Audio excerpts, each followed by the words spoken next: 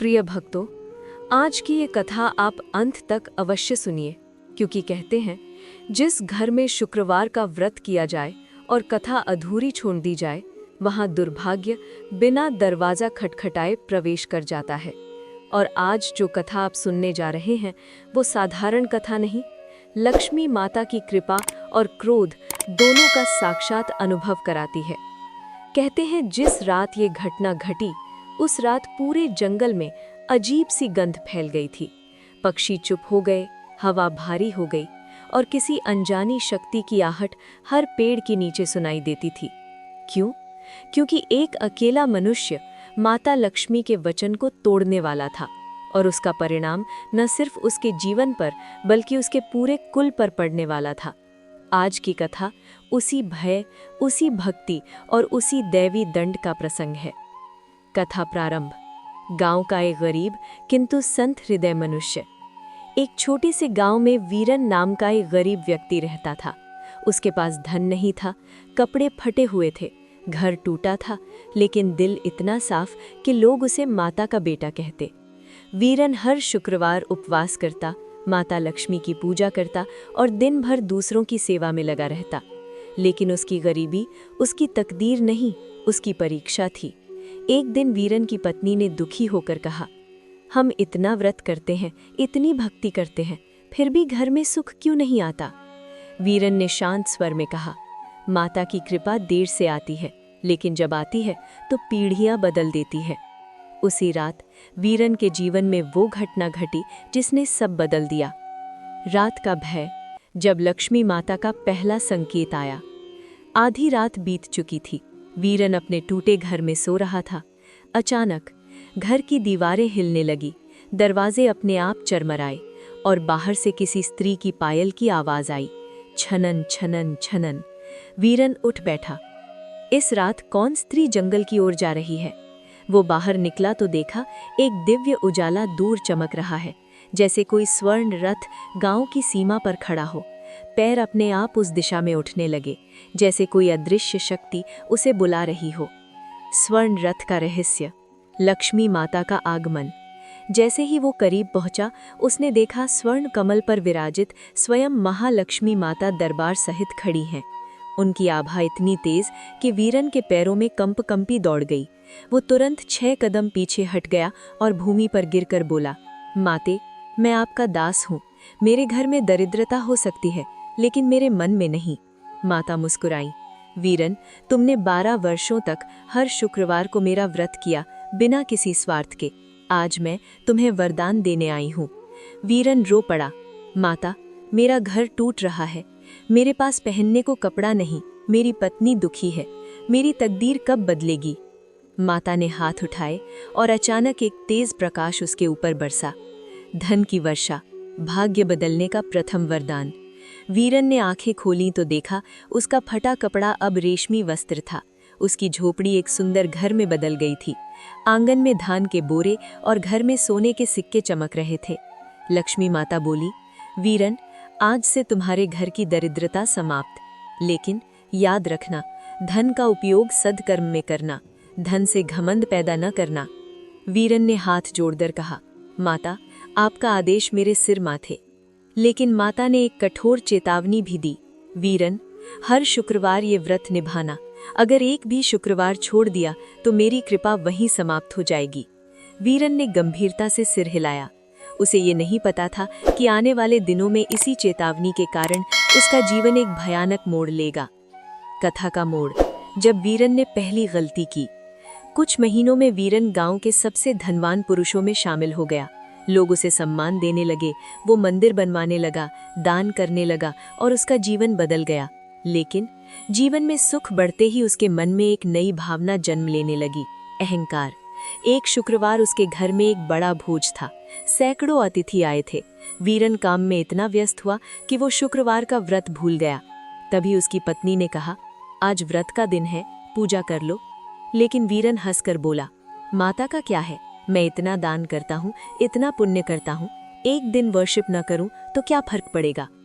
पत्नी डर गई। वीरन, माता ने चेतावनी दी थी, वचन मत तोड़ो। लेकिन वीरन ने कहा, मैं अब पहले जैसा गरीब नहीं, माता नाराज भी होंगी तो क्या। ये वचन उसके जीवन के लिए सबसे भारी सिद्ध हुआ।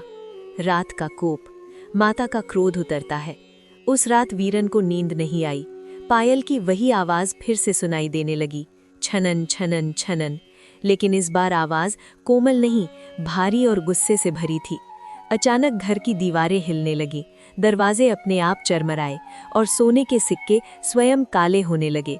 वीरन चीखा, माता, क्या ये क्रोध है?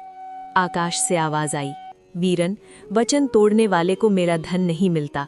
तुमने अहंकार किया, मेरा आदेश भूले, इसलिए मेरा वरदान वापस ले रही हूँ। वीरन रोता रहा, उसकी पत्नी भी गिर पड़ी, लेकिन माता का स्वर अटल था। धर्म व्रत से चलता है और व्रत वचन से। तुमने वचन तोड़ा, इसलिए आज तुम्हारे घर की समृद्धि फिर से छिन जाएगी। पूरा घर अंधेरे में डूब गया। राघव परिवार ने पहली रात के दुष्स्वप्न और दिव्य संकेतों के बाद थककर सोने की कोशिश की, पर घर में अब सन्नाटा स्थिर नहीं रहा। दीवारों के भीतर से कभी कभी एक सुस्ती सी गूंज उठती, मानो कोई पुराना घाव अभी भी दबा हुआ है और रेंगना चाहता है। रात के मध्य में दियों की लौ अजीब तरह से चमकती बुझती और तुलसी का पत्ता जैसे अपने आप सरकता दिखा। ये बातें साधारण नहीं थे, ये संकेत थे कि घर में अभी भी कुछ अधूरा है जो समाधान मांग रहा है। रेवती सो नहीं पाई। उसने उदाहरण के लिए बस्ते से आधा कटोरा चावल निकाला और चूल्हे के पास रखकर मांगने बैठ गई, मन को शांति देने के लिए। दिव्या भी बिस्तर से उठकर पूजा घर के पास गई। तभी दरवाजे की झीनी किवाड़ पर किसी की उंगलियों की सरसराहट सुनाई दी। राघव ने पलटकर देखा, कोई नहीं था, पर वो सरसराहट फिर बढ़ती चली गई और एकदम तेज स्वर में घर की दीवार पर ठंडी बूंदें गिरने लगी, जैसे किसी ने ऊपर से काली बारिश झोंक दी हो। राघव की सांस अटक गई। उसी क्षण पूजा घर की प्रतिमा के आगे से एक हल्की नीली परछाई उठी, पहले अस्पष्ट फिर स्पष्ट, और उस परछाई ने धीरे से आवाज दी, तुमने शुरुआत तो कर दी, पर सच अभी बाहर आना बाकी है। आवाज इतनी धीमी थी कि वो शब्द कानों से सीधे हृदय में घुस गए। रेवती के हाथ कांप गए, दिव्या की आंखें चमक उठी। उसने कहा, ये माँ की आवाज नहीं, ये किसी जरूरत की पुकार है। राघव ने गुरुवार से व्रत कर रखे थे। लोग जो कहते थे व्रत रखने भर से सब ठीक नहीं हो जाता, कर्म संशोधन करना पड़ता है, आज वही बात समझने को आई। लक्ष्मी का आशीर्वाद शुद्ध हृदय और पूरा सत्य मांगता है, और घर में जो भी अंधेरा था वो अब केवल भय का नहीं, नीर कलंक का था। किसी पुराने अन्याय, किसी टूटे वचन, किसी बिना दी हुई सहायता का कलंक। नीला इसलिए कि वो शीतलता में छिपा हुआ घाव है, ठीक करने के लिए गर्म हृदय चाहिए। रात के तीसरे पहर में जब सब कुछ चुप था, राघव ने अचानक महसूस किया कि घर की एक पुरानी संदूक की चाबी गायब है। ठीक वही चाबी जो उसके पिता रखते थे और जिसे किसी खास अलमारी के नीचे रखा जाता था। वही अलमारी जिसके पीछे से कभी आवाजें आती थीं। राघव ने हिम्मत करके उस संदूक की ओर कदम बढ़ाया। जैसे ही उसने संदूक खोलने के लिए हाथ बढ़ाया, घर में एक ठंडी हवा चली और पानी जैसी आवाज आई। सामने की दीवार पर बिना हाथ के उभरती हुई एक तस्वीर की परछाई दिखाई दी। उस तस्वीर में उनके पुरखों का एक पुराना दस्तावेज रखा मिला, एक वचन पत्र। राघव का हाथ थम सा गया। वहां लिखा था, ये दान धन ब्राह्मण को दिया जाएगा, पर तारीख के ऊपर एक काली लकीर थी। तारीख पट गई थी, जैसे किसी ने लेन देन का भाग अधूरा छोड़ दिया हो। उस क्षण राघव की सीने में एक धड़कन उठी, भय नहीं पर पछतावे का गहरा एहसास। रेवती ने धीरे से कहा, इसी का बोझ था जो हमारी छाया बनी रही। उनकी आंखें नम थी, बस एक सवाल बार बार गूंजता रहा, क्यों पिता ने ये वचन पूरा न किया? राघव ने जवाब में कुछ नहीं कहा। उसके भीतर भी कई पुराने राज दबे थे। घर कहता था, कभी किसी आवश्यकता को अनसुना किया जाना किस कदर गांव में दुष्प्रभाव देता है। देवी लक्ष्मी का आवाहन तो वो आगे के व्रतों के लिए करते थे, पर आज वो कहना चाहती थी, वचन पूरा करना एक कर्म है। अचानक घर के कोने से एक सौम्य परछाई आई, धीमी बल्कि सुकून देने वाली। ये मातृत्व सी आवाज थी, जो दिया जाना था वापस लौटाओ, जो छूटा था पूरे भरोसे के साथ स्वीकार करो। पर किसे लौटाना था? क्या पिता की जमीन पर किसी गरीब का हक था जिसे लौटाया नहीं गया? राघव ने हाथ में रखे पुराने कागजों को खोलना शुरू किया। तभी वही दस्तावेज भी मिल गया जिस पर ब्राह्मण का नाम दर्ज था। वो नाम आज किसी बुजुर्ग की स्मृति से मेल खाता था। गांव के एक वृद्ध ब्राह्मण जिसका बेटा कई साल पहले चला गया था और जिसके पास आज खाने के लिए भी थोड़ी रोटी नहीं थी। निष्ठुर सत्य सामने था।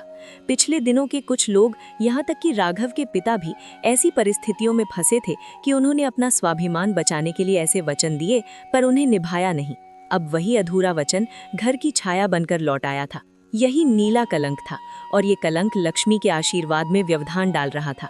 लक्ष्मी नौ अब शुद्धता चाहती थी, सिर्फ रीति रिवाज नहीं बल्कि आत्मा की सफाई।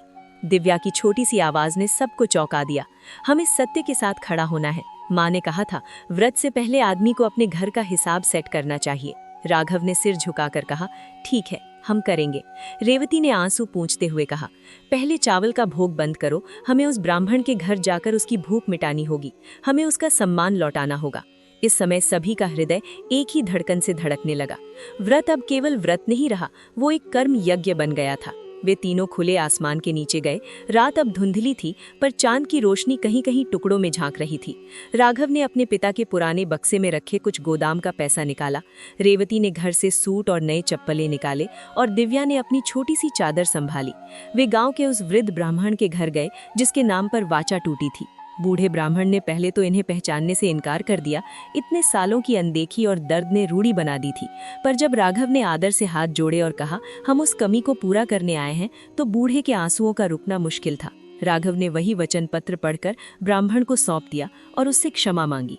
उस रात उस घर में कड़वा सन्नाटा टूट गया। एक बार फिर से मानवीय गरिमा की लौ जली और वही दीप लक्ष्मी के आशीर्वाद जैसा चकाचौंध कर गया। जैसे ही वचन पूरा हुआ, घर वापस आते ही राघव ने महसूस किया कि घर की हवा हल्की हुई है। दिए की लौ शांत और स्थिर जल रही थी। पूजा घर की दीवार पर जो नीली परछाई थी वो धीरे धीरे फीकी पड़ने लगी। रेवती ने तुलसी के पास बैठकर कहा, व्रत केवल अनुष्ठान नहीं, ये देन लेन का लेखा जोखा भी है। दिव्या ने नर्म स्वर में कहा, और लक्ष्मी माँ हमेशा उन घरों को पसंद करती हैं जहाँ सच्चाई और सेवा हो। राघव के भीतर एक अजीब सी शांति उतर आई। न केवल भाई कम हुआ था, बल्कि अब घर में जो खालीपन था वो भरा लगने लगा था, एक छोटे से सत्य से जो बड़ा करिश्मा हो गया। पर कथा यहीं शांत होने वाली नहीं थी। उसी रात नीली परछाई ने एक आखिरी शब्द कहा, पहला दाग मिटा है, अब मार्ग खुल रहा है।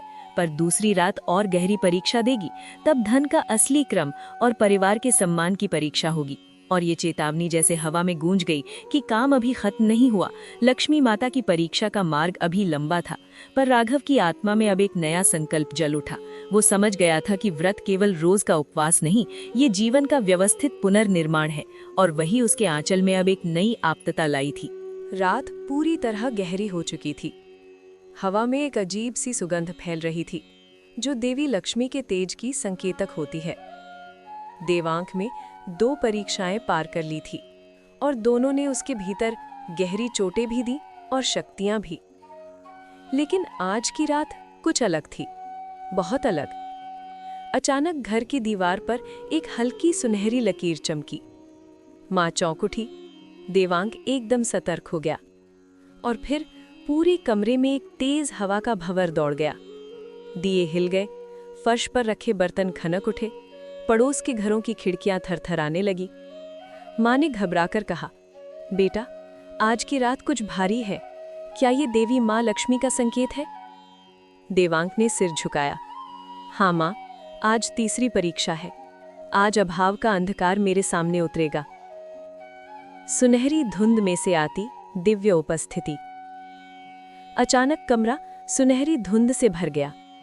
उस धुंध में से एक बेहद कोमल, शांत, आश्वासन से भरी आवाज आई, देवांक। देवांक ने तुरंत हाथ जोड़ दिए। ये आवाज शक्तिशाली थी, लेकिन कोमल भी। ये देवी महालक्ष्मी की थी। माँ आंसू भरी आंखों से झुक गई। लक्ष्मी माँ बोली, बेटा, तुझे तीसरे भय से गुजरना होगा। ये भय मनुष्य के जीवन में सबसे गहरी चोट पहुंचाता है और सबसे छुपा हुआ होता है। तीसरा भय, अभाव का भय।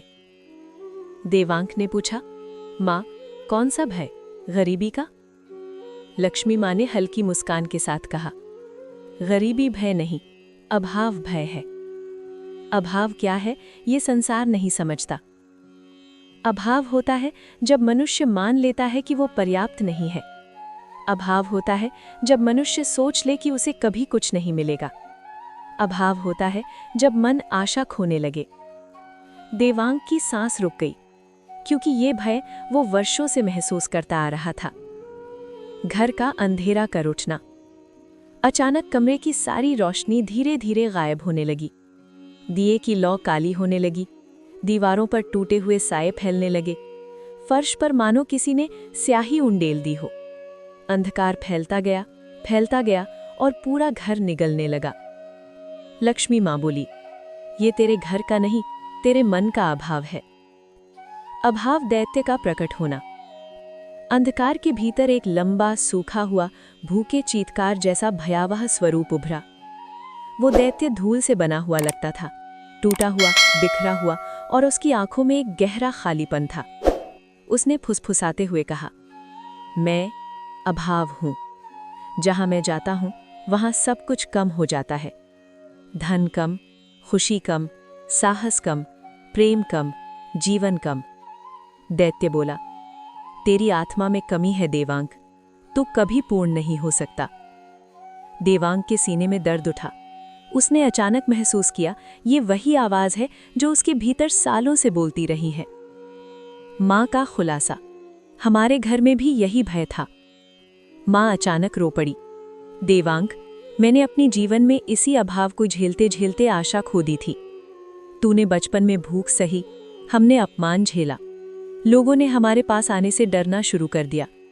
हमने हमेशा सोचा हमें कभी कुछ नहीं मिलेगा। देवांग की आंखें भर आईं। उसे पहली बार एहसास हुआ, घर में जो दर्द था वो सिर्फ गरीबी का नहीं, अभाव का था। लक्ष्मी माँ का आदेश, अपने मूल्य को पहचान। लक्ष्मी माँ बोली, देवांग, अभाव बाहर नहीं, भीतर जन्म लेता है, और जब मनुष्य अपने मूल्य को नहीं पहचानता तभी अभाव का अंधकार उसको निगलने लगता है। देवांग कांपते हुए बोला, माँ, मैं अपने मूल्य को कैसे पहचानूं? देवी बोली, तेरा मूल्य तेरी उपलब्धियों में नहीं, तेरे अस्तित्व में है। जिस घर में आत्मसम्मान जागता है वहां लक्ष्मी स्थिर हो जाती हैं। स्वर्ण दर्पण का प्रकट होना। अचानक कमरे के बीच एक चमकीला स्वर्ण दर्पण प्रकट हुआ। ये साधारण दर्पण नहीं था, इसमें स्वर्ण लहरें उठ रही थी। इसकी सतह द्रव जैसी थी और अंदर रोशनी घूम रही थी। लक्ष्मी माँ बोली, ये स्वरूप दर्पण है। इसमें तू वो देखेगा जो तू वास्तव में है, और वो भी जिसे तेरा मन छिपा रहा है। देवांग ने गहरी सांस ली, प्रभु, मैं तैयार हूं। दर्पण में पहला दृश्य, आत्म अस्वीकार। दर्पण चमका और दिखाया देवांग बचपन में गुरुजनों से छुपकर बैठा था, क्योंकि उसे लगता था कि वो दूसरों जितना अच्छा नहीं है। देवांग की आंखें भर आईं। मैंने हमेशा दूसरों से खुद को छोटा समझा। दर्पण बोला, यही अभाव का पहला जन्म है। दूसरा दृश्य, अवसरों का डर। अब दर्पण में दिखा, जब देवांग युवा था, किसी ने उसे काम की पेशकश की, लेकिन उसने डर के कारण इसे ठुकरा दिया। दर्पण बोला, अभाव का भय मनुष्य को अवसरों से दूर कर देता है। तीसरा दृश्य, खुद को दंड देना। दर्पण ने अंतिम दृश्य दिखाया। देवांग मरम्मत के काम को देख रहा था, पर उसके मन में एक आवाज बोल रही थी, तू इसके लायक नहीं, तू कभी सफल नहीं हो सकता। देवांग टूटने लगा। अभाव दैत्य का प्रहार। दैत्य गर्जा, तू हमेशा कमी में रहेगा, तू कभी पूर्ण नहीं हो सकता। उसने काले धुएं की जंजीरें देवांग की ओर फेंक दी। जंजीरें देवांग के सीने पर कस गई। मां रो पड़ी, देवांग। देवांग चिल्लाया, प्रभु, ये मुझे तोड़ रहा है। लक्ष्मी मां बोली, आज तो अपने मूल्य की घोषणा करेगा। देवांग कांपते हुए बोला, मैं कमी नहीं हूं। जंजीरें हिलने लगी। अभाव दैत्य चिल्लाया, चुप। देवांग और जोर से बोला, मैं अपूर्ण नहीं, मुझे पूर्ण बनाने वाली शक्ति मेरे भीतर है। जंजीरें टूटने लगी। देवांग दहाड़ा, मैं लक्ष्मी पुत्र हूं, मेरे अंदर समृद्धि का बीज है। अभाव दैत्य कंपाने लगा, फिर धीरे धीरे धुएं में बदलकर गायब हो गया। लक्ष्मी माता का वरदान, पूर्णता का वरदान। कमरा रोशनी से भर गया। लक्ष्मी माँ बोली, देवांग, आज तूने अभाव के भय को नष्ट किया। अब तुझे मेरा तीसरा वरदान मिलता है, पूर्णता का वरदान। अब न तेरे मन में कमी होगी, न तेरे घर में समृद्धि की रुकावट। देवांग रो पड़ा। माँ ने उसे गले लगा लिया। देवी बोली, लेकिन चौथी परीक्षा समृद्धि का सबसे कठिन रहस्य बताएगी। ग्रह दोष का भय और लक्ष्मी माता का अद्भुत संकेत। रात बीत चुकी थी, पर घर के भीतर का अंधेरा अब भी जैसे दीवारों पर चिपका हुआ था। दुर्गा, जो पिछले 3 भागों तक लक्ष्मी माता की छाया, संकेत और अज्ञात परीक्षाओं को सह चुकी थी, अब अपने जीवन के सबसे खतरनाक अध्याय में कदम रखने जा रही थी। सुबह की पहली किरण घर में पड़ी, लेकिन घर में एक भी कोना उजला नहीं लगा। हवा में एक अजीब सा भारीपन, मानो कोई अदृश्य शक्ति घर में अपनी जगह बनाकर बैठी हो। दुर्गा ने चौखट पर खड़ा होकर महसूस किया, आज भी कुछ असामान्य होने वाला है। लेकिन उसे ये नहीं पता था कि उसकी परीक्षा आज उसके अपने घर से शुरू होगी। उसने धीमी आवाज में कहा, माता, क्या आप आज भी यही बताने वाली हैं कि मेरे आसपास कोई दोष है? उसकी हथेलियां ठंडी पड़ गईं। उसके हृदय में एक फुसफुसाहट गूंजी। ग्रह दोष सबसे गहरा दोष होता है, जब घर ही घर के लोगों को निगलने लगे। पता नहीं ये विचार उसके मन का था या माता का संकेत, परंतु इसे सुनकर दुर्गा की रीढ़ तक ठंडक उतर गई। घर में गिरती हुई वस्तुएं, अदृश्य उपस्थिति का पहला संकेत। दुर्गा रसोई में पानी लेने गई। जैसे ही उसने घड़ा उठाया, बगल में रखा लोहे का छोटा दीप स्टैंड धीरे से गिर पड़ा। धड़ाम नहीं, बस इतना की आवाज आए जैसे किसी ने उंगली से छुआ हो। दुर्गा पलटकर देखने लगी। कौन है वहां? खामोशी। लेकिन रसोई के एक कोने में हल्का सा काला धब्बा दिखा, जो तुरंत गायब हो गया। उसने घबरा कर कहा, हे माँ लक्ष्मी, घर में ये कैसी छाया घूम रही है? पहली बार उसे महसूस हुआ, ये घर अकेला नहीं है, कोई मौजूद है जो दिखाई नहीं देता पर सब चीजों को छू रहा है। लक्ष्मी माता का पहला संकेत, रसोई की दीप शिखा का विभाजन। दुर्गा ने हिम्मत करके पीतल का दिया जलाया, पर जैसे ही लौ उठी, वो 2 भागों में बट गई। एक भाग शांत, दूसरा तीव्र और कांपता हुआ। दुर्गा के होश उड़ गए। उसने पहले भाग में माता का स्नेह देखा, पर कांपती हुई लौ किसी भय का संकेत थी। अचानक एक विचार उसके भीतर उठा, क्या ये विभाजन मेरे घर में 2 अलग ऊर्जाओं का संकेत है? और तभी उसके पीछे से महिला स्वर में एक हल्की फुसफुसाहट हुई, सच के लिए तैयार हो जा। दुर्गा ने पीछे मुड़कर देखा, कोई नहीं। उसकी सांसें तेज हो गईं। आंगन में गिरता पीपल का पत्ता, ग्रह दोष का दूसरा संकेत। दुर्गा बाहर आंगन में गई, जहां उसका छोटा तुलसी चौरा था। जैसे ही उसने तुलसी को जल चढ़ाया, ऊपर से पीपल का एक सूखा पत्ता धीरे धीरे उसके पैरों के पास गिरा। ये देखकर उसका दिल जोर से धड़क उठा, क्योंकि उसे अपनी दादी की सीख याद आई। पीपल का सूखा पत्ता जब घर के अंदर या आंगन में गिरे, तो समझो घर में कोई दबा हुआ दोष सक्रिय हो गया है। दुर्गा की आंखें फैल गईं। माँ, ये कौन सा दोष है जो मेरे घर पर कब्जा कर रहा है? और तभी पीछे से कर्कश आवाज आई, ग्रह दोष तब जनता है जब घर की दीवारें रहस्य छुपाती हैं। दुर्गा पलटी, कोई नहीं। घर की दीवारों का फटना, वर्षों पुराना रहस्य खुलने की दिशा। अचानक घर की पश्चिम दिशा वाली दीवार हल्की सी टपकने लगी। दुर्गा का दिल बैठ गया। पानी नहीं, कुछ काला सा धब्बेदार तरल। उसने कांपते हुए पास जाकर देखा। जहां काला तरल बह रहा था, वहीं दीवार का प्लास्टर धीरे धीरे टूट रहा था, मानो कोई हाथ अंदर से दीवार खुरच रहा हो। दुर्गा चीखी, कौन है? और तभी दीवार के भीतर से भारी पुरुष स्वर आया, मैं, ये घर का पुराना अधूरा प्रतिज्ञा दोष हूँ। दुर्गा पीछे हट गई। उसकी आंखों में डर साफ दिखने लगा। लक्ष्मी माता का दिव्य दर्शन, सत्य का मार्ग खोलना। डरी हुई दुर्गा तुलसी चौरे के पास बैठकर रोने लगी। माता, कृपा करो, मैं ये सब अकेले नहीं सह सकती। जैसे ही आंसू गिरे, आंगन में हल्का सुनहरा प्रकाश उतरा। लक्ष्मी माता स्वयं नहीं प्रकट हुई, परंतु उनकी छाया ज्योति प्रकट हुई। चारों ओर कमल पंखुड़ियों जैसा प्रकाश, मधुर घंटियों की ध्वनि, आंगन में फैली दिव्यता और हवा में चंपा की सुगंध।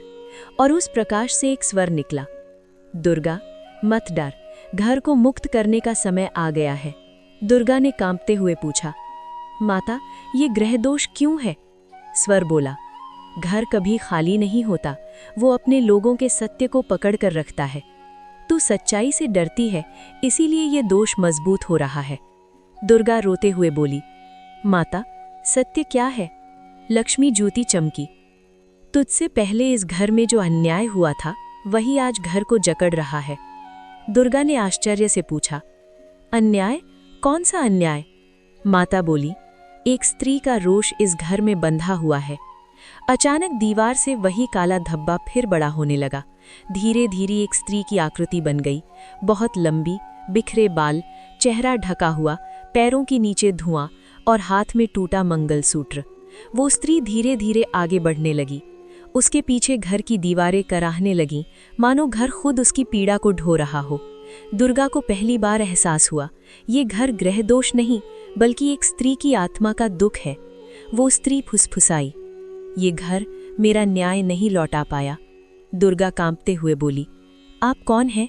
स्त्री बोली, मैं इस घर की पहली बहू हूँ और मेरे साथ हुए अन्याय ने घर को शाप दे दिया है। दुर्गा सन्न रह गई। उसने समझ लिया, ये घर किसी स्त्री की चिता जैसा दर्द वर्षों से ढो रहा था। लक्ष्मी ज्योति तेज हो गई। स्वर आया, दुर्गा, दोष तब तक नहीं मिटेगा जब तक न्याय न हो। तू इस घर की वर्तमान बहू है, तू ही न्याय कर सकती है।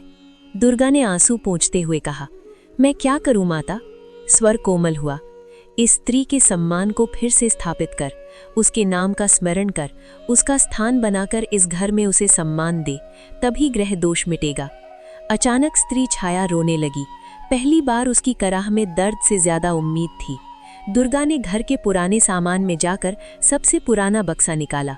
उसमें वही टूटा मंगलसूत्र था जो स्त्री हाथ में पकड़े खड़ी थी। दुर्गा ने उसे दोनों हाथों में उठाया, सिर पर रखा और बोली, आपकी पीड़ा, आपका सम्मान आज से मैं संभालती हूँ। आपको इस घर की पहली माता स्वरूप मानकर मैं सम्मान देती हूँ।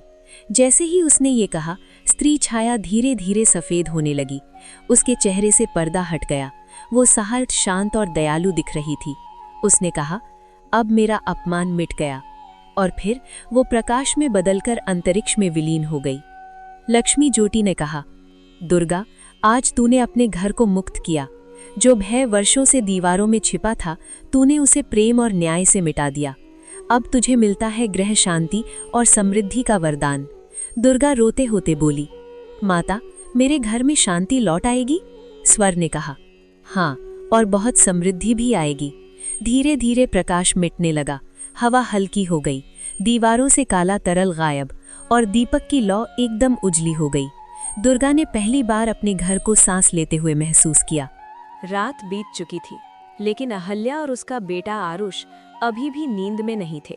लक्ष्मी माता द्वारा कराए गए 4 कठोर अनुभवों के बाद घर में हल्की शांति तो थी, पर हवा में एक अजीब कंपन बार बार महसूस हो रहा था, जैसे 5वीं परीक्षा अब बहुत नजदीक आ गई हो। अहल्या ने आरुष को पास बिठाकर पूछा, बेटा, तुम्हें भी लग रहा है कि घर में कुछ बदल रहा है? आरुष बोला, हाँ माँ, लेकिन मुझे नहीं पता ये बदलाव अच्छा है या बुरा। अहल्या की आंखों में डर की परछाई थी। व्रत की 5वीं रात सबसे कठिन मानी जाती है, क्योंकि आज लक्ष्मी माता मनुष्य को उसके भीतर छिपे असली लोभ, अभिमान और अधूरे वचन से सामना कराती हैं। आरुष ने माँ का हाथ पकड़ा। हम साथ हैं माँ, जो होगा साथ झेलेंगे। लेकिन उन्हें क्या पता, आज की रात उनके परिवार के सबसे पुराने भय को बाहर निकालने वाली थी। घर में चमकता एक रहस्यमयी चिन्ह। जैसे ही आधी रात हुई, अहल्या ने देखा कि दीवार पर एक सुनहरी रेखा उभरने लगी। वो पहले छोटी थी, फिर फैलकर एक सुंदर कमल चिन्ह बन गई। अचानक घर के भीतर हल्की घंटियों की आवाज गूंजने लगी। अहल्या ने कांपते हुए कहा, आरुष, ये माता का संकेत है। कमल चिन्ह हल्का हल्का चमकने लगा, जैसे वो किसी अद्भुत ऊर्जा का द्वार हो। अहल्या ने जैसे ही उसे छूने की कोशिश की, चिन्ह अचानक फूट गया तथा सुनहरी चमक चारों ओर फैल गई। और उसी प्रकाश में लक्ष्मी माता का स्वर गूंजा, अहल्या, आज तेरे घर में 5वां भय टूटेगा, तैयार हो जा। उसके बाद कमरा फिर अंधेरा हो गया। धन की अग्नि परीक्षा, माता का आदेश। प्रकाश की गूंज धीमी होने के बाद अहल्या ने बाहर कदम रखा। पूरा आसमान बादलों से ढका था, लेकिन उन बादलों के बीच एक लाल सुनहरी लपटी धीरे धीरे घूम रही थी। अचानक उसी लपट से लक्ष्मी माता का दिव्य स्वर उभरा, अहल्या, मनुष्य धन का दास बन जाता है। धन कम नहीं, अधिकार बढ़ा लेता है। आज तू धन की परीक्षा देगी, जिसके बाद निर्णय होगा कि तेरा व्रत सफल होगा या सारा फल नष्ट हो जाएगा। अहल्या ने सिर झुकाया, माता, आपकी इच्छा मेरी परीक्षा है। माता बोली, जो आने वाला है वो तुम्हारे घर में छिपे लोभ तत्व को बाहर लाएगा। आरुष ने पूछा, माता, लोभ तत्व क्या है? लक्ष्मी माता बोली, धन का भय या धन खोने का भय मनुष्य के भीतर सबसे बड़ा अंधकार है। आज ये अंधकार सामने आएगा। अचानक घर में गिरा एक सोने का पात्र। धीरे धीरे हवा में एक चमकीली धातु का पात्र आकार लेने लगा। वो पात्र धीरे धीरे नीचे उतरा और अहल्या के पैरों के पास आ रुका। उसकी चमक इतनी तेज थी कि आरुष ने आंखें बंद कर ली। चिन्हित अक्षर चमक रहे थे, धन माया पात्र। अहल्या ने डरते हुए पूछा, माता ये क्या है? आकाश से उत्तर आया, इस पात्र में जितना धन डालेगी उसका भार बढ़ता जाएगा। अगर लोभ जागा पात्र फट जाएगा और तुम्हारा व्रत भी नष्ट हो जाएगा। अगर संतोष रहा पात्र हल्का होकर वरदान का पात्र बनेगा। अहल्या के पैरों से जैसे जान निकल गई। वो बोली, माता मैं गरीब हूँ, मेरे पास तो धन ही नहीं है, मैं क्या परीक्षा दूंगी? लक्ष्मी माता बोली, गरीबी में लोभ अधिक घातक होता है। अहल्या को ये शब्द बिजली की तरह लगे। अचानक घर के कोने में सैकड़ों सोने के सिक्के आकाश से गिरने लगे। उनकी चमक इतनी मोहक थी कि आरुष के पैर अनायास ही उनकी ओर बढ़ गए। माँ, ये असली सोना है। अहल्या ने उसका हाथ पकड़ा। नहीं बेटा, ये परीक्षा है। लेकिन सिक्कों की चमक धीरे धीरे एक आवाज में बदल गई। उठा ले, तू गरीब है, तेरा बेटा भूखा है, ये सोना तेरा है। आरुष बोला, माँ क्या ये माता का आशीर्वाद है? अहल्या ने कांपते हुए कहा, नहीं बेटा, ये लोभ का पहला रूप है। दूसरा भ्रम, भविष्य का दिखाया जाना। पात्र ने अचानक एक दृश्य बनाया। उस दृश्य में अहल्या और आरुष बहुत धनी दिख रहे थे। बड़ा घर, नौकर, आसपास सम्मान करने वाले लोग।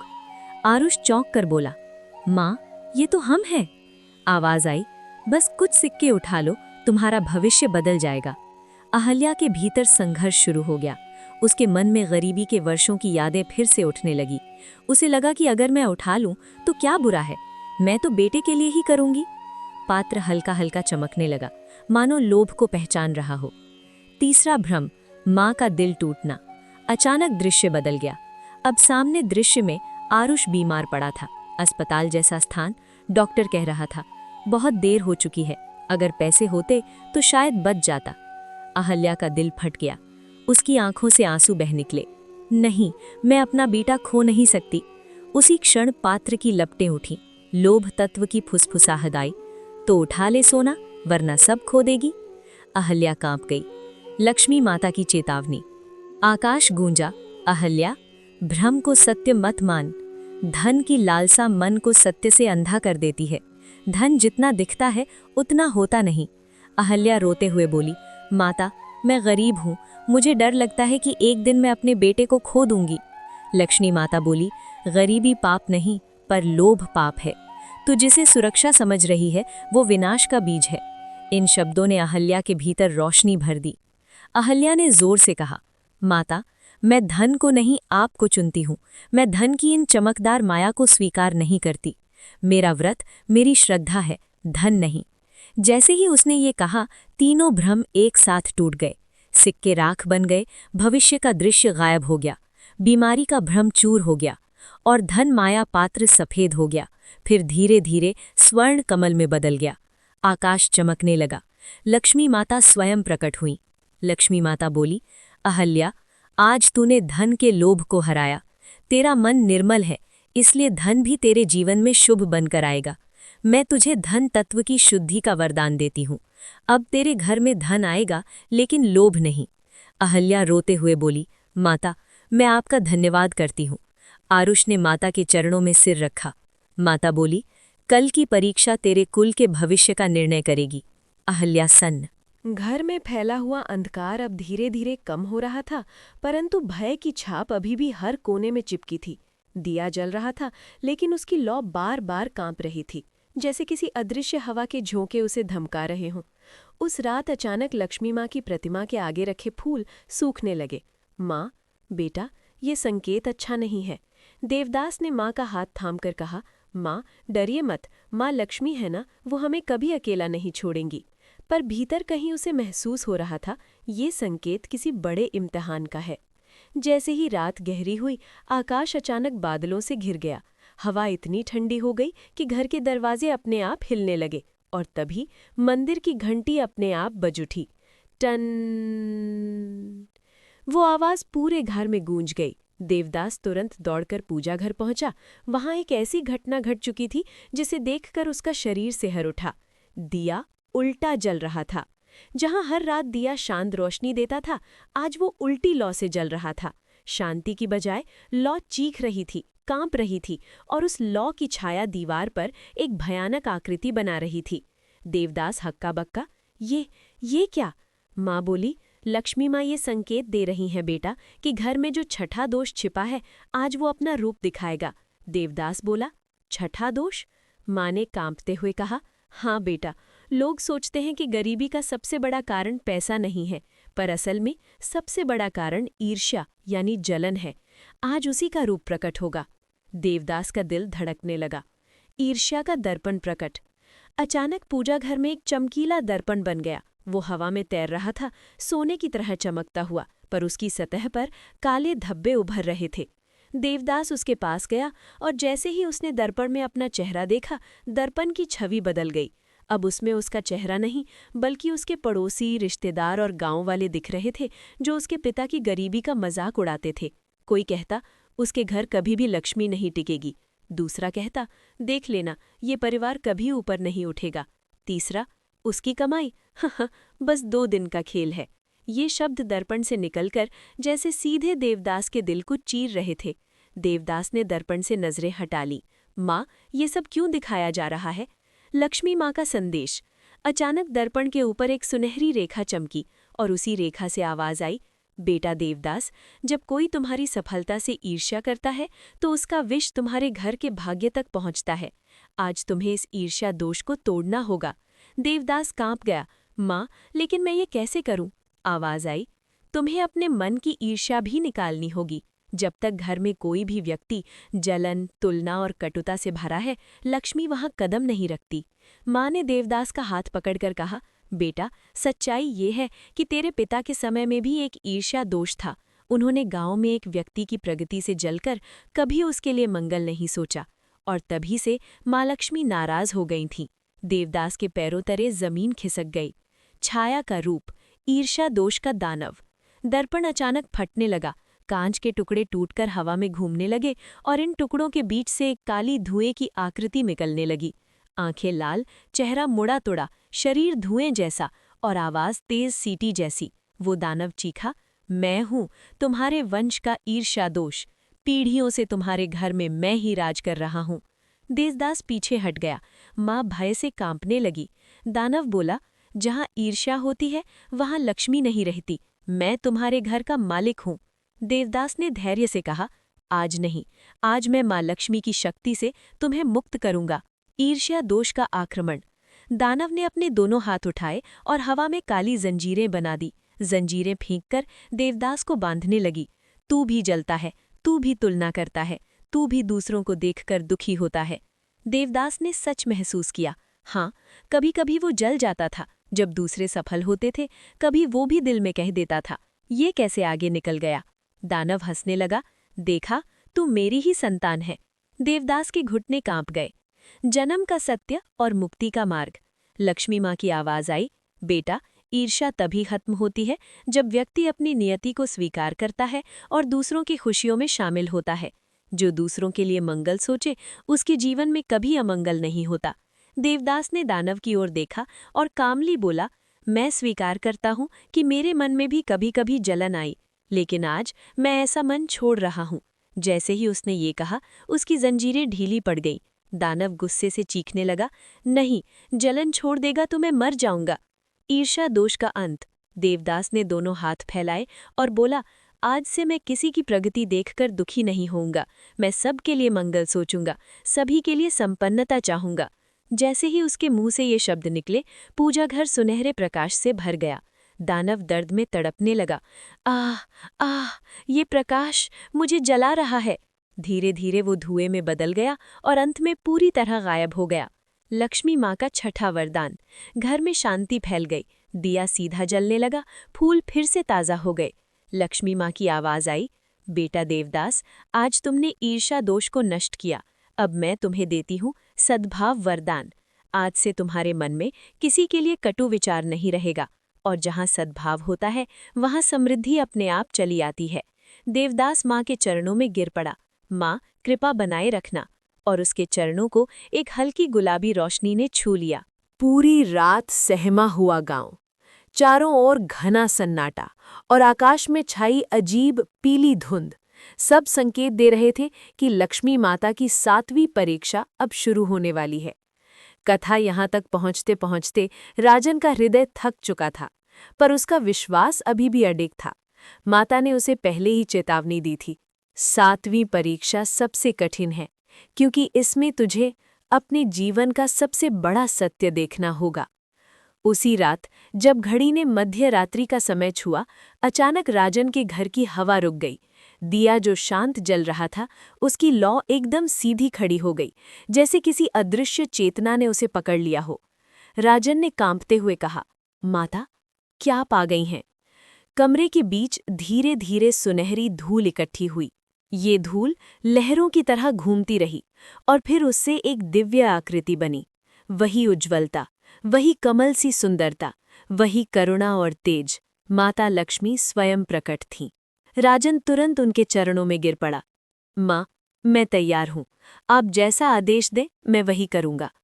माता ने उसे उठाया, लेकिन उनका चेहरा आज गंभीर था। लक्ष्मी माता का रहस्यपूर्ण वचन।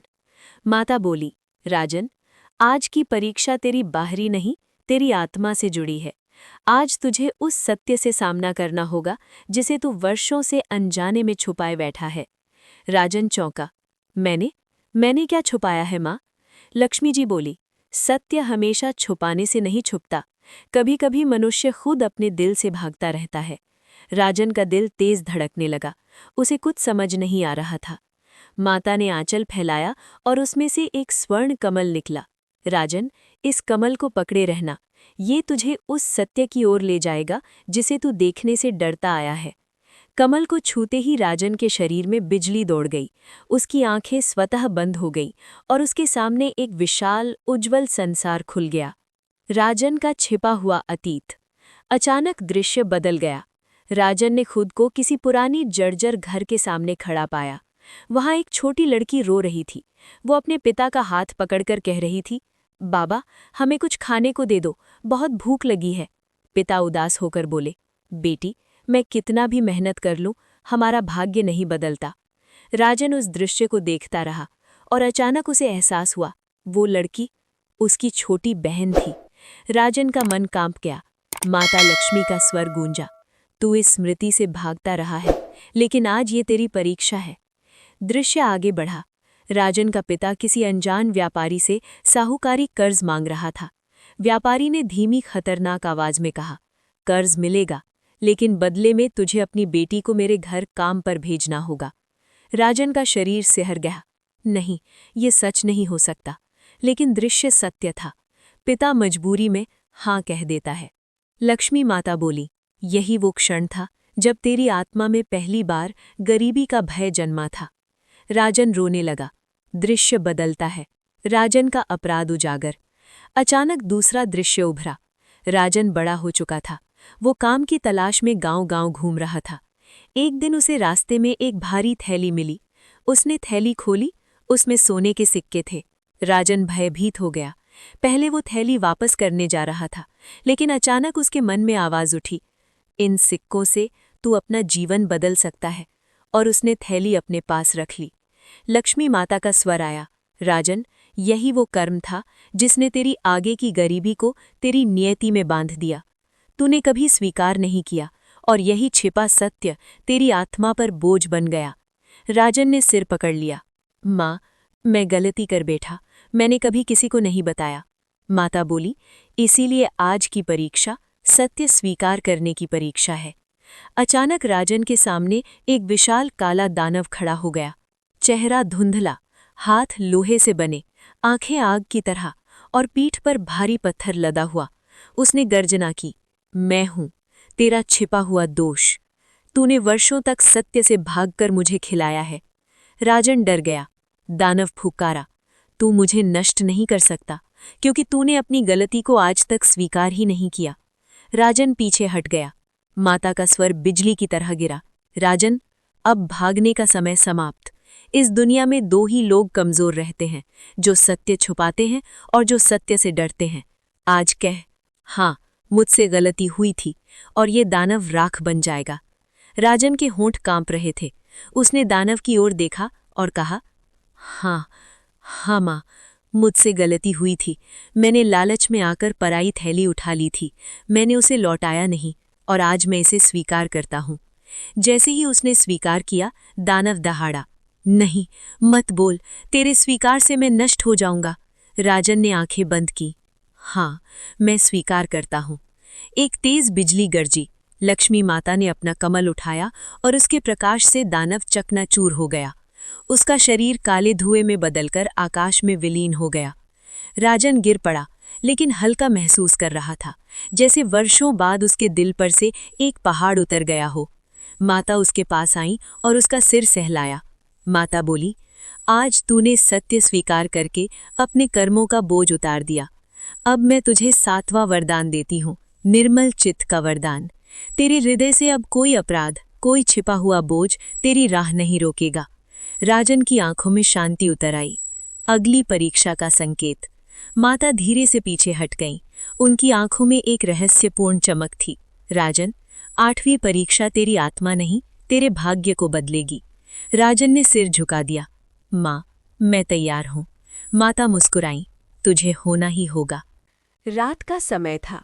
गांव में हल्की हवा बह रही थी, लेकिन आज हवा में एक अजीब सी बेचैनी थी, जैसे कोई बड़ा सत्य प्रकट होने वाला हो। मंदिर के दरवाजे अपने आप खुल रहे थे, दीपक बिना छुए जल उठते, और हर दिशा में सिर्फ एक ही शब्द गूंज रहा था, सत्य, सत्य, सत्य। लक्ष्मी माता का ये संकेत था कि अब वो समय आ गया है जब सौम्या को वो राज बताया जाए जिसने वर्षों से उसके भाग्य को रोक रखा था। सौम्या ये समझने में असमर्थ थी। कौन सा सत्य? किसने मेरे जीवन में ये अंधेरा फैलाया? मुझे क्यों वर्षों से संघर्ष का सामना करना पड़ा? उसी समय मंदिर के गर्भगृह में हल्की हल्की सुनहरी धूल उठने लगी। एक तेज प्रकाश जैसे आसमान से उतरकर पूरे मंदिर में फैल गया। और फिर लक्ष्मी माता प्रकट हुईं। सौम्या तुरंत उनके चरणों में गिर पड़ी। माँ, मेरी रक्षा करें। मुझे बताइए कि मेरे जीवन में लगातार दुख क्यों आया। लक्ष्मी माता ने अपना हाथ सौम्या के सिर पर रखा और बोली, बेटी, तेरा दुख किसी श्राप का फल नहीं, बल्कि एक अधूरे सत्य का परिणाम है। सौम्या चौंक उठी। कैसा सत्य माता? छिपा हुआ अतीत, एक भूला हुआ पाप। लक्ष्मी माता ने अपनी हथेली ऊपर उठाई और हवाओं में एक स्वर्ण दर्पण प्रकट हुआ। उस दर्पण में दिखाई देने लगा एक छोटा सा घर, कंगाल अवस्था, और एक स्त्री जिसका चेहरा आंसुओं से भरा हुआ था। लक्ष्मी माता बोली, ये सुदेवी है। सौम्या चौंक गई। सुदेवी? ये कौन है? लक्ष्मी माता ने गंभीर स्वर में कहा, सुदेवी, तेरी दादी। सौम्या स्तब्ध, दुनिया जैसे रुक गई हो। उसने कांपते हुए पूछा, मेरी दादी? लेकिन परिवार में तो कभी उनका नाम नहीं लिया गया। लक्ष्मी माता बोली, क्योंकि उसे तुम्हारे परिवार ने ही त्याग दिया था। सौम्या की आंखें भर आईं, उसके पैरों से जैसे जमीन खिसक गई। दादी का अभिशाप नहीं, उनका दर्द था कारण। स्वर्ण दर्पण में दृश्य आगे बढ़ा। सुदेवी बहुत ही गरीब स्थिति में थी। उनके पति का देहांत हो चुका था। घर में भोजन तक नहीं था। वो अपने भाई के घर गईं, सिर्फ ये कहने कि दिवाली आ रही है, कम से कम मुझे दिया बत्ती के लिए थोड़ा तेल दे दो। लेकिन बदले में उन्हें अपमान मिला। द्वार पर ही रोक दिया गया और कहा गया, हम पर तुझ जैसी गरीब का बोझ मत डाल। सौम्या का दिल फट गया। लक्ष्मी माता बोली, तेरी दादी का अपमान किसी बाहरी व्यक्ति ने नहीं, उन्हीं ने किया जिनसे वो आस रखती थी। सौम्या धीरे से जमीन पर बैठ गई। माता, इसका मेरे जीवन से क्या संबंध? लक्ष्मी माता बोली, सुदेवी ने कोई श्राप नहीं दिया। उन्होंने तो अंतिम सांस तक अपने परिवार को क्षमा किया, लेकिन उनके मन की वेदना तेरे कुल में एक अपूर्ण कर्म बनकर अटक गई। और जब तक ये सत्य सामने न आता, तुम्हारे परिवार की स्त्रियों को धन समृद्धि का पूर्ण फल नहीं मिलता। सौम्या का पूरा शरीर कांप रहा था। सौम्या का जन्म, एक दिव्य कारण। अचानक दर्पण में नया दृश्य उभरा। एक नवजात बच्ची चमकती धूप में पड़ी थी। उसके माथे पर एक सुनहरी रेखा थी। लक्ष्मी माता बोली, ये तू है सौम्या। सौम्या रो पड़ी। माता, ये मैं हूँ। लक्ष्मी माता मुस्कुराईं। हाँ बेटी, तू इस कुल में इसलिए जन्मी थी क्योंकि तुझसे ही तेरी दादी की अधूरी कथा पूरी होनी थी। तुझे ही उनका आदर सम्मान लौटाना है। तू ही अपने कुल की गरीबी का चक्र तोड़ेगी। सौम्या ने आंसू पोंछे। माता, मैं क्या कर सकती हूँ? लक्ष्मी माता का आदेश, सम्मान ही धन का द्वार है। लक्ष्मी माता का चेहरा तेज हुआ। सौम्या, समृद्धि किसी घर में दुआ देकर नहीं आती। वो आती है जहाँ आदर हो, जहाँ प्रेम हो, जहाँ पुरखों की आत्माएं शांत हो। और जब किसी स्त्री का अपमान होता है, वहाँ लक्ष्मी स्थिर नहीं रहती। सौम्या ने हाथ जोड़कर कहा, माता, मैं आज ही दादी के सम्मान के लिए कोई भी काम करूंगी। लक्ष्मी माता ने कहा, पहला कार्य, अपनी दादी के नाम दीप जलाना। दूसरा कार्य, उन्हें अपने घर में एक स्थान देना। तीसरा कार्य, उनके नाम से पहली कमाई दान करना। सौम्या ने सिर झुका दिया। माता, आज से दादी सुदेवी की हर वेदना मेरा कर्तव्य है। सुदेवी की आत्मा का प्रकट होना। अचानक मंदिर की हवा बदल गई। एक हल्की शांत पवित्र आभा उतरी। स्वर्ण धूल धीरे धीरे घूमने लगी और उसमें से एक वृद्ध स्त्री की कोमल छाया प्रकट हुई। लक्ष्मी माता बोली, सौम्या, ये तेरी दादी सुदेवी है। सौम्या फूट फूट कर रो पड़ी। दादी, आपको कभी मान नहीं मिला, आपको कष्ट दिया गया, लेकिन आज मैं आपका सम्मान लौटाऊंगी। सुदेवी की आत्मा ने मुस्कुराकर अपना हाथ सौम्या के सिर पर रखा। उनकी आवाज़ मंद सुगंध जैसी थी। बेटी, मेरी मुक्ति का समय आ गया है। तेरी भक्ति पूर्ण है। लक्ष्मी माता की कृपा वर्षा। अचानक मंदिर में तेज प्रकाश भर गया। दीपक एक साथ जल उठे। घंटियां अपने आप बजने लगी। कमल पत्ते हवा में तैरने लगे। लक्ष्मी माता बोली, सौम्या, आज तेरे कुल से गरीबी का बोझ हट गया। अपूर्ण कर्म का चक्र टूट गया और अब तुम्हारे परिवार में धन, सम्मान, सौभाग्य और समृद्धि स्थायी रूप में स्थापन होगा। सौम्या भावुक हो गई। माता का वरदान, स्त्री सम्मान से ही लक्ष्मी स्थिर।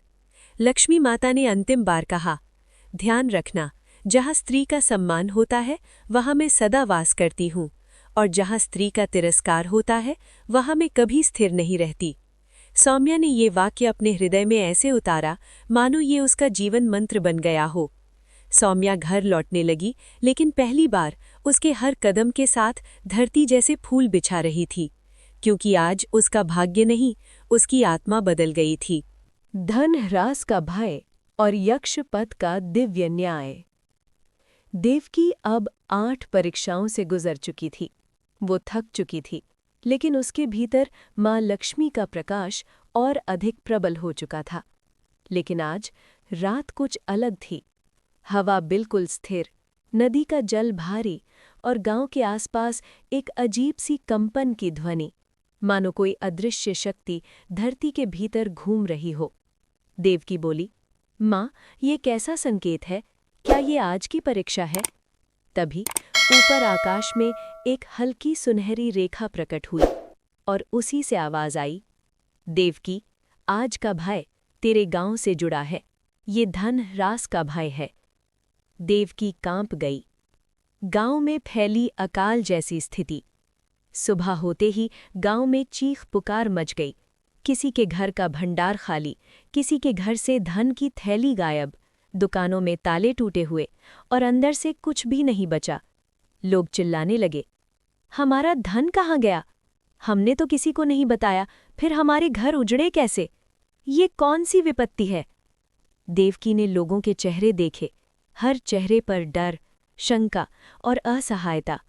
देवकी बोली, माँ, क्या ये मेरा भय है या गांव का सामूहिक कर्म? आकाश से उत्तर आया, धन सिर्फ एक व्यक्ति का नहीं, पूरा समाज इससे प्रभावित होता है। आज तू उस भय से सामना करेगी जो लोगों को चोरी से ज्यादा धन खोने के डर से बांध देता है। नदी किनारे प्रकट हुई रहस्यमयी पद चिन्ह। देवकी नदी की ओर बढ़ी। उसे वहां बेहद अजीब पदचिह्न दिखाई दिए। इंसान जैसे भी नहीं, पशु जैसे भी नहीं, लंबे नुकीले पंजे और पैरों के पीछे चांदी जैसी धूल। देवकी ने उस धूल को हाथ में लिया, वो चमक रही थी। अचानक पीछे से आवाज आई, धन की गंध बहुत मीठी होती है। देवकी ने तुरंत पीछे मुड़कर देखा। यक्ष पथ का पहला दर्शन। नदी के दूसरी ओर एक विचित्र आकृति खड़ी थी। पूरा शरीर सफेद और सोने जैसा चमकदार, बड़े बड़े कान, लाल शक्तिशाली आंखें, तलवार जैसी लंबी उंगलियां और माथे पर बना महालक्ष्मी का छोटा चिन्ह। देवकी आश्चर्य में बोली, तुम कौन हो? वो आकृति अपना नाम घोषित करती है। मैं यक्षपथ हूँ, धन देवियों का रक्षक और धन चोरों का न्याय करता। देवकी का हृदय तेज धड़कने लगा। यक्षपथ बोला, गांव में जो धन गायब हुआ है उसे मैंने लिया है। गांव वाले चिल्ला उठे, तू चोर है, तूने हमें लूट लिया। यक्षपथ गर्जा, चोरी नहीं, परीक्षा। यक्षपथ का आरोप, गांव का धन अपवित्र हो चुका था। यक्षपथ बोला, तुम्हारे गांव का धन अपवित्र हो चुका था। एक दूसरे की नज़रों में शंका, ईर्ष्या, दंभ, लोभ, ये सब धन को रोगी बना देते हैं। देवकी ने पूछा, तो आप उसे पुनः शुद्ध करने लाए हैं? हाँ, और इसके लिए किसी एक को भय का सामना करना होगा। देवकी समझ गई, वो एक मैं हूं। गांव के लोग देवकी पर संदेह करने लगे। परीक्षा शुरू होते ही गांव वालों में खलबली मच गई। वो फुसफुसाने लगे, कहीं ये सब देवकी की ही लीला तो नहीं? शायद ये कल से आने वाले संयोग नहीं, यही जादू कर रही है। लक्ष्मी की बातें करती है, कहीं धन का लोभ तो नहीं? देवकी का दिल टूट गया। उसने सोचा, जिस गांव के लिए मैं लड़ रही हूं वही मुझ पर शंका कर रहा है।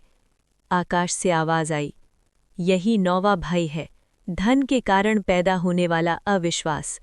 देवकी ने आंखें बंद कर लीं।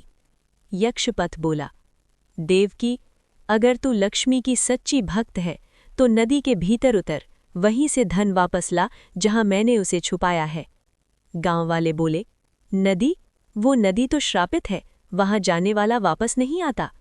देवकी ने गहरी सांस ली। माँ, अगर ये मेरी परीक्षा है तो मैं उतरूंगी। यक्षपथ मुस्कुराया, तो देखूंगा धन की रक्षा करने वाली सच में योग्य है या नहीं। नदी की गहराई, भय का महासागर। देवकी नदी में उतरी। पहले पानी ठंडा था, फिर बेहद ठंडा, फिर ऐसा लगा जैसे पानी कांच की चुभन वाला हो। दूर से जीव जंतु की परछाइयां तेज गति से घूम रही थीं। देवकी का मन डर गया, क्या मैं सही कर रही हूं? तभी उसके कानों में लक्ष्मी माता का स्वर गूंजा, धन का भय किसी को कायर बना देता है, तू कायर नहीं, मेरी दासी है। देवकी का साहस लौट आया। नदी की तली पर रखा गया धन पुंज। नदी के भीतर एक छोटा सा चमकदार पर्वत दिखाई दिया। उसके ऊपर गांव का सारा धन रखा था, सोना, अन्न, आभूषण, मूल्यवान वस्तुएं और लोगों की तिजोरियों की मोहरें। देवकी आगे बढ़ी, लेकिन अचानक सामने एक भीषण जलीय दैत्य खड़ा हो गया। वो गूंजता है, धन बिना योग्यता के कोई नहीं पा सकता।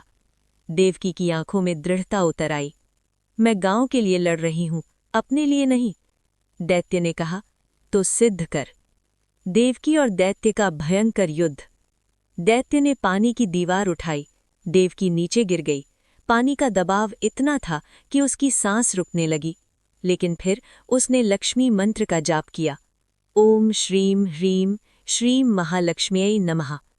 मंत्र के कंपन से देवकी के चारों ओर एक सुनहरा बुलबुला बन गया। दैत्य घबरा गया, ये कैसे संभव है? देवकी ने अपने हाथों से उसके ऊपर वार किया। दैत्य टूटने लगा। अंत में वो धुएं में बदलकर गायब हो गया। देवकी धन पुंज के पास पहुंची।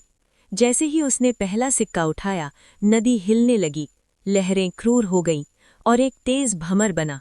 यक्षपथ की आवाज आई, धन निष्कलंक हाथों में पुलकित होता है और दूषित हाथों में जल उठता है। देवकी, तेरी नीयत साफ है या नहीं, ये भंवर बताएगा। देवकी ने दृढ़ता से कहा, मैं गांव के लिए लड़ रही हूँ, अपने लिए नहीं। भंवर शांत होने लगा। जब वो पानी से बाहर आई, धन उसके हाथों में चमक रहा था। गांव वाले उसके पास झुककर बोले, देवकी, हमें माफ कर दो, हमने तुम पर शंका की।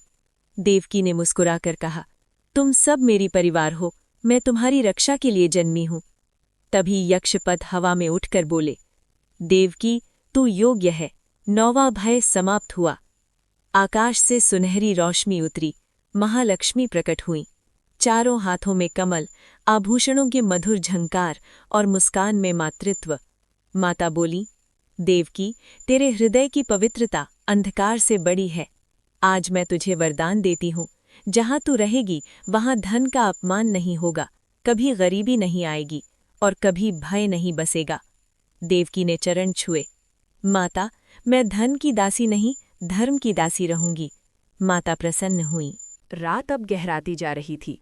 देवकी का शरीर थक चुका था, पर मन पहले से कहीं ज्यादा दृढ़ था। पूरा गांव ये देखकर भयभीत था कि जिस घर में सालों से अंधेरा पसरा था, जिस आंगन में कोई दिया नहीं जलता था, आज वही आंगन अचानक अजीब सुनहरी आभा से चमक रहा था। लोग विस्पर कर रहे थे, क्या ये मां लक्ष्मी का संकेत है या कोई महान परीक्षा उतरने वाली है? देवकी अकेले आंगन के बीच खड़ी थी।